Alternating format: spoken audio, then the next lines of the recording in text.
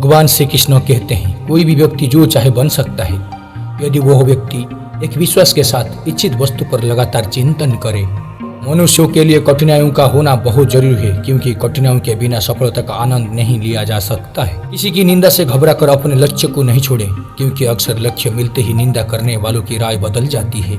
दिन रात अपने मस्तिष्क को उच्च कोटि के विचारों से भरो, जो फल प्राप्त होगा वो निश्चित ही अनोखा होगा। अगर हमें अपने सफलता के रास्ते पर निराशा हाथ लगती है इसका मतलब यह नहीं है कि हम कोशिश करना छोड़ दें, क्योंकि हर निराशा और असफलता के पीछे ही सफलता छिपी होती है।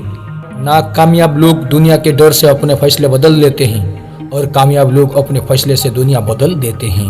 हम चाहे तो अपने आत्मविश्वास और मेहनत के बल पर अपना भाग्य खुद लिख सकते हैं, और अगर हमको अपना भाग्य लिखना नहीं आता तो परिस्थितियां हमारा भाग्य लिख देगी।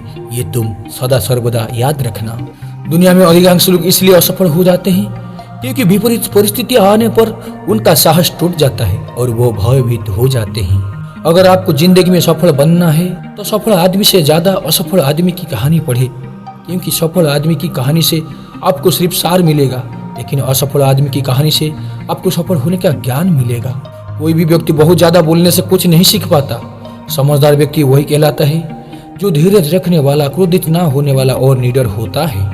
तुम्हारे जीवन में ऐसे क्षण आएंगे जब तुम्हें कदम उठाना होगा, चाहे तुम अपने घनिष्ठ से घनिष्ठ मित्र को भी अपना साथ देने के लिए सम्मत ना कर सको। जब कर्तव्य मूड हो जाओ तो सदैव अंतःकरण की आवाज को ही मानना, ये तुम्हें दुनिया की रास्ता दिखाएगा। यही दुनिया है। यदि तुम किसी का उपकार करो तो लोग उसे कोई महत्व नहीं देंगे, किंतु यूं ही तुम उस कार्य को बंद कर दोगे, वे तुरंत तुम्हें बदमाश प्रमाणित करने में नहीं हिचकिचाएंगे। वो जो सत्य जानने में मदद कर सके, चंचल मन को नियंत्रित कर सके और आत्मा को शुद्ध कर सके, उसे ज्ञान कहते हैं। जिस तरह से तूफान एक मजबूत पत्थर को हिला नहीं पाता, उसी तरह से महान व्यक्ति तारीफ या आलोचना से प्रभावित नहीं होता।